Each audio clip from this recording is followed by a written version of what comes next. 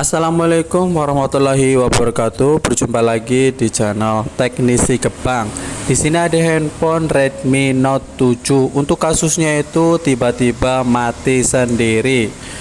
Ini coba kita lakukan pengecekan. Setelah dicek, di sini menunjukkan arus ampere 1 ampere lebih ya. Jadi untuk mesinnya itu masih ada arusnya.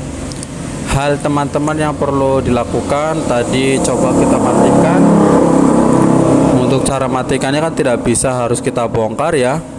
Untuk ngebongkarnya itu ya harus bongkar dari belakang. Untuk SIM cardnya harus kita lepas ya. Untuk melepas bagian penutup belakang ini harus hati-hati guys, karena untuk gelasnya ini kan menggunakan kaca ya, bukan plastik. Jadi jangan langsung ditarik, takutnya itu kan pecah. Agar lemnya itu enggak terlalu merekat, tadi kita menggunakan cairan anti lengket. Seperti ini caranya, harus kita dimasukin ke bagian sela-selanya agar mempersingkat waktu ya. Kita dipercepat aja lah ya, seperti ini guys ya. Ini dia, harus hati-hati ketika pembongkaran. Di situ ada bagian fleksibel fingerprint, jangan sampai kerobek ya, nanti bisa nombok. Ini saya dipercepat biar mempersingkat waktu juga ya. Untuk kasusnya itu handphone ini kata usernya sendiri, ini dicas dibiarkan saja, tiba-tiba pas ditengok mati sendiri ya. Hal yang perlu teman-teman lakukan, ini kita lepas semua pada bagian soketnya, harus kita cek apakah ada korosif atau tidak. Setelah kita lepas semua pada bagian soket yang menempel di mesin, jangan lupa harus kita cek terlebih dahulu tegangan baterainya, apakah tegangan baterainya itu normal atau tidak. Di sini menggunakan multitester digital ya. Wah, 3,9 volt, berarti ini tegangannya itu normal ya. Minimal itu harus 3,6 volt. Nah, setelah itu kenapa ini HP tiba-tiba mati ya, karena kemungkinan pas waktu pengecasan berlebih, akibatnya itu otomatis handphone ini akan mati dengan sendirinya guys. Jadi untuk setiap handphone itu pasti memiliki proteksi ataupun jadi sebagai keamanan lah intinya. Jadi ketika ada tegangan berlebih, ketika mesinnya panas, jadi otomatis handphone ini pasti akan mati dengan sendirinya. Ini sedang membersihkan bagian lem.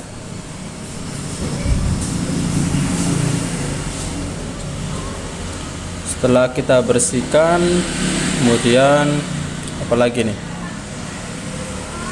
boleh kita bersihkan terlebih dahulu menggunakan cairan alkohol.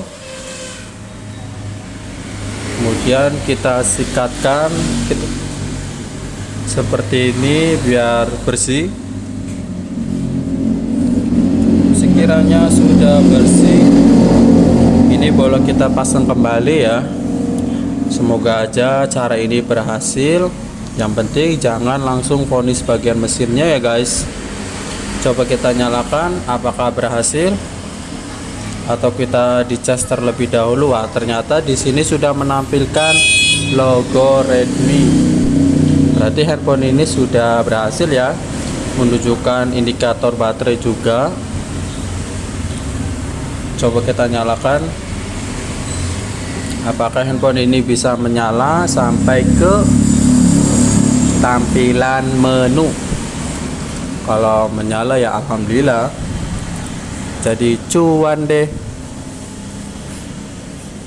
Sambil menunggu HP-nya itu menyala, boleh juga sambil bersihkan itu ya, sisa lem yang ada di bagian backdoornya. Boleh kita bersihkan seperti ini.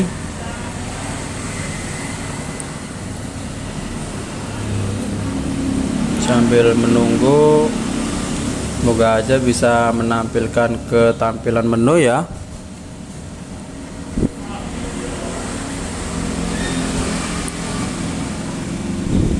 Sebelumnya itu kan handphone ini tidak bisa dinyalakan. Wah, ini dia sudah bisa menyala, sudah bisa disentuh juga. Kita cek terlebih dahulu, ini sedang proses ya, sedang apa sih namanya ya, sedang loading lah intinya, mempersiapkan aplikasi-aplikasi. Biasanya membutuhkan beberapa detik. Ya, ini dia sudah menampilkan tampilan menu. Gitu ya caranya. Jadi untuk teman-teman semua ketika mengalami kasus seperti ini, jangan langsung divonis pada bagian motionnya. Coba maksimalkan terlebih dahulu pada bagian baterainya. Mari kita coba kembali. Terus bagian pengecasannya sudah kita lepas. Ini alhamdulillah tidak terjadi mati ya.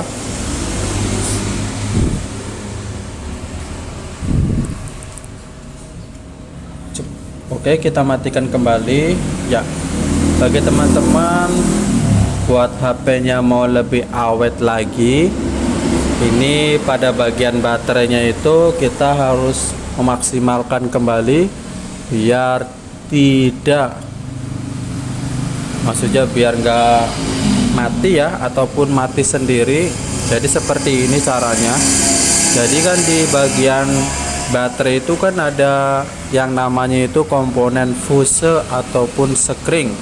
Jadi komponen ini itu fungsinya untuk sebagai pemutus jalur guys,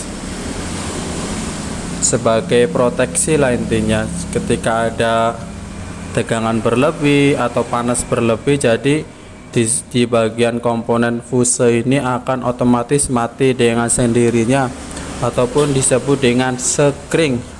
Tinggal kita jumper saja.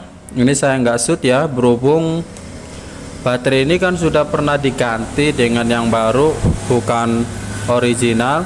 Tadi setelah dicek ternyata tidak ada bagian komponen fusenya ataupun sekring lah. Buat teman-teman ketika membeli baterai ataupun menggantinya, diusahakan itu cari yang sekiranya agak bagus. Nanti takutnya itu seperti ini ya, tiba-tiba mati sendiri, terus baterainya juga agak boros sedikit lah. Jadi ya setiap baterai itu ya pastinya ada kualitas dan ada harganya juga. Ini juga kata usernya, baterai ini sudah pernah diganti dengan yang baru gitu. Ya emang gitu kata usernya juga, ini baterainya yang biasa. Itu ya, diusahakan buat teman-teman semua cari yang sekiranya agak bagus. Ini sedang saya rakit kembali seperti sedia kala. Sebelumnya itu kan ini saya bongkar, ternyata setelah saya cek yaitu komponen fusenya nggak ada. Jadi nggak perlu teman-teman jumper lagi. Buat teman-teman yang baterainya itu masih original bawahan dari Xiaomi-nya, pastinya itu ada bagian komponen fuse. Kalau ini kan baterai bukan bawahannya, ya pastinya nggak ada. Kalau ada juga ya baterai yang agak bagus gitu, pasti ada. Ini sedang perakitan baterainya seperti sedia kala. Yang penting handphone ini bisa menyala dan normal kembali. Kalau kita ganti baterainya lagi kan sayang. Ini kan baterai masih agak baru lah, baru juga beberapa bulan. Ini dia, kita angkat terlebih dahulu pada bagian mesin. Kali ini saya mau mengecek pada bagian mesin apakah ada ada hal-hal yang mencurigakan, ini harus kita congkel menggunakan pinset. Ini agak lumayan susah ya, harus hati-hati untuk ngecongkelnya.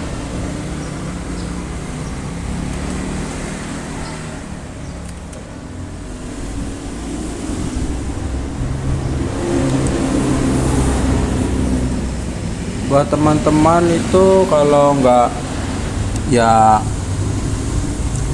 kalau sekiranya mesinnya mesin normal nggak perlu dicongkel juga ya. Ini kan hanya sebatas untuk mengecek saja. Terus juga mau sekalian kasih pasta biar mesinnya itu nggak terlalu panas juga, biar ada pendinginnya. Ya ini dia mesinnya sudah saya angkat. Jadi gitu ya. Jadi untuk bagian bawah mesin itu kan ada sebuah pasta, boleh kita ganti dengan yang baru. Kemungkinan ini pastanya sudah kering, jadi pendinginannya itu tidak maksimal. Agar lebih maksimal, ini pasta kita ganti dengan yang baru. Sebelum itu pastanya itu harus kita bersihkan terlebih dahulu. Untuk cara membersihkannya seperti ini, harus menggunakan tisu.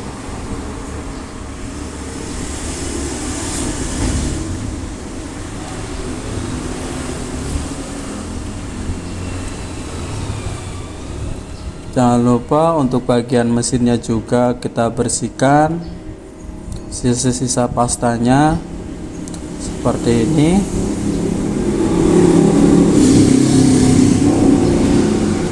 Ya ini dia sudah bersih.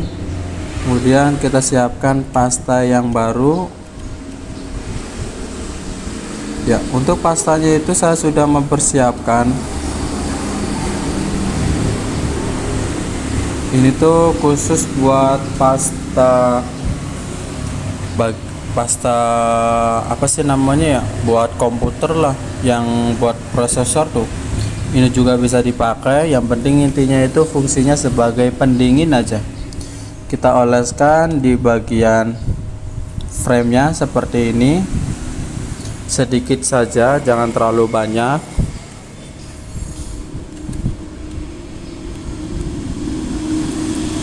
Buat teman-teman ya, kalau mau kasih pasta juga boleh, kalau enggak juga ya boleh sih. Kalau sekiranya pasta yang sebelumnya itu masih ada, masih bagus ya jangan diganti. Kemudian kita lanjut kembali. Tadi biasa ada tamu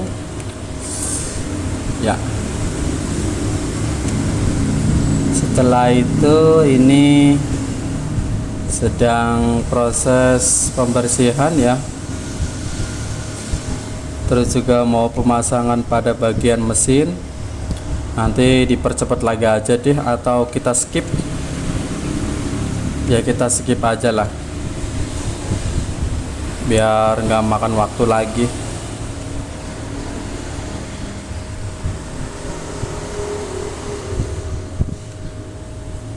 Ya ini dia guys, kita skip. Sudah kita rakit kembali seperti semula. Ini handphonenya sudah normal seperti sedia kala. Sudah saya lem dan dirakit. Setelah dicoba, ini handphonenya sudah normal. Mungkin itu saja tutorial dari kami. Semoga tutorial ini bermanfaat buat teman-teman semua. Salam teknisi pemula. Terima kasih dan sampai jumpa.